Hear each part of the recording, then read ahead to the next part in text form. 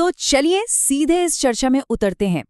भारतीय ग्रामीण प्रशासन और उसकी प्लानिंग का ढांचा सुनने में कितना जटिल लगता है ना, लेकिन आज हम इस पूरे सिस्टम को बिल्कुल आसान और दिलचस्प भाषा में समझने वाले हैं। इस विश्लेषण में हम बस 4 मुख्य बातों पर ध्यान देंगे। पहला, जमीनी विकास के लिए आने वाला अरबों का फंड। दूसरा, कैसे ग्लोबल लक्ष्यों को लोकल लेवल पर लाया जा रहा है।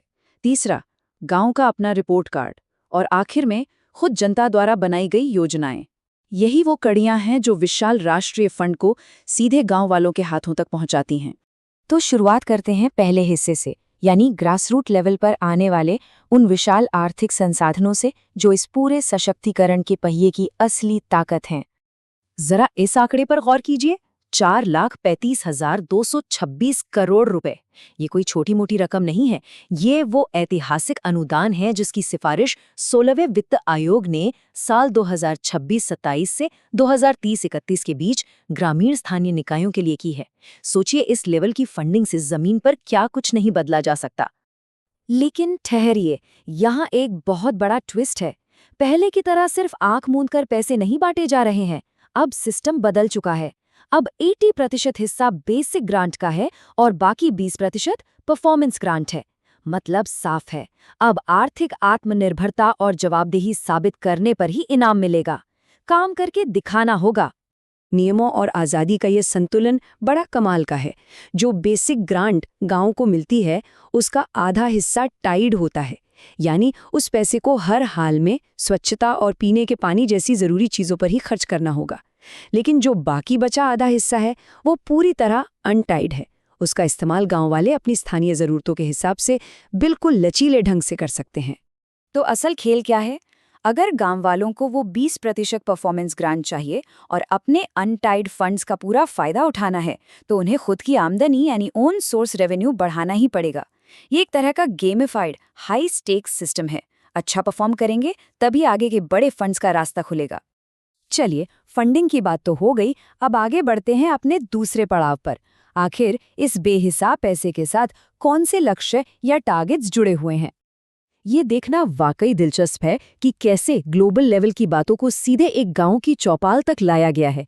संयुक्त राष्ट्र के जो 17 सस्टेनेबल डेवलपमेंट गोल्स हैं ना, उनको 9 बहुत ही आसान गांव से जुड़ी थीम्स में बदल दिया गया है, जैसे जल पर्याप्त पंचायत या महिला हितैषी पंचायत।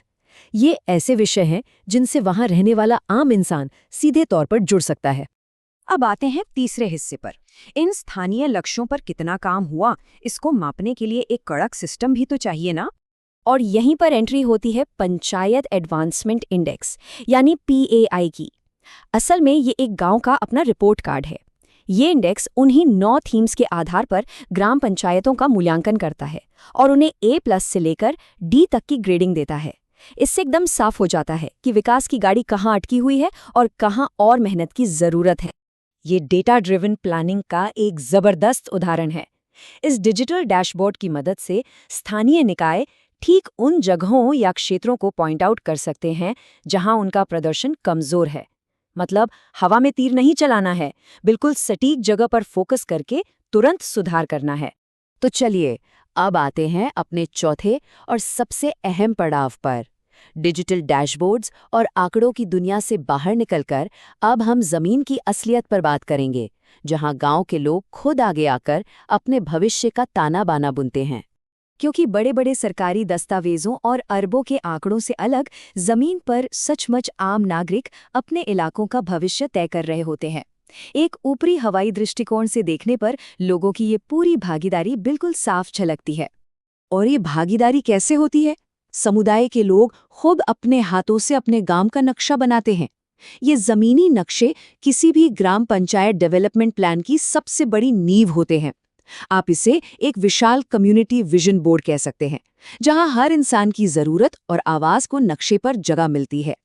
अब जाहिर है, जमीन पर बनाए गए इस विजन को एक ऑफिशियल सरकारी दस्तावेज में बदलने के लिए एक ठोस ढांचे की जरूरत तो होगी ही। इसके लिए एक 13 चरणों वाला फ्रेमवर्क बनाया गया है।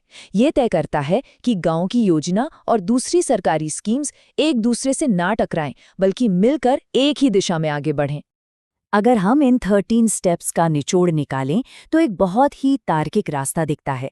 सबसे पहले बुनियादी डेटा का विश्लेषण किया जाता है, फिर स्थानीय ग्राम सभा में सबके बीच प्राथमिकताओं पर वोट डलता है और आखिर में पास की गई योजना को डिजिटली ई ग्राम स्वराज पोर्टल पर अपलोड कर दिया जाता है। बस यही वो सीढ़ी है जो उन्हें सीधे फाइनेंस कमीशन के अनुदान तक ले जाती है। और इस बात की गारंटी कौन देगा कि ये लोकतांत्रिक प्रक्रिया सच में हर जगह हो रही है? इसके लिए पीपल्स प्लान कैंपेन चलाया जाता है। ये अभियान इस बात को पक्का करता है कि हर साल विकेंद्रीकृत योजना जरूर बने। महिला और वार्ड सभाओं के जरिए हर तबके को शामिल किया जाता है।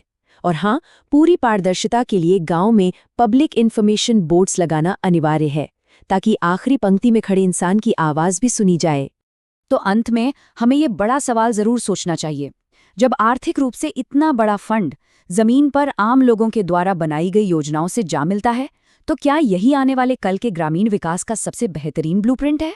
पैसा और आम जनता की लोकतांत्रिक भागीदारी का ये जबरदस्त कॉम्बिनेशन वाकई में ग्रामीण भारत के भविष्य को एक नई उम्मीद देता है।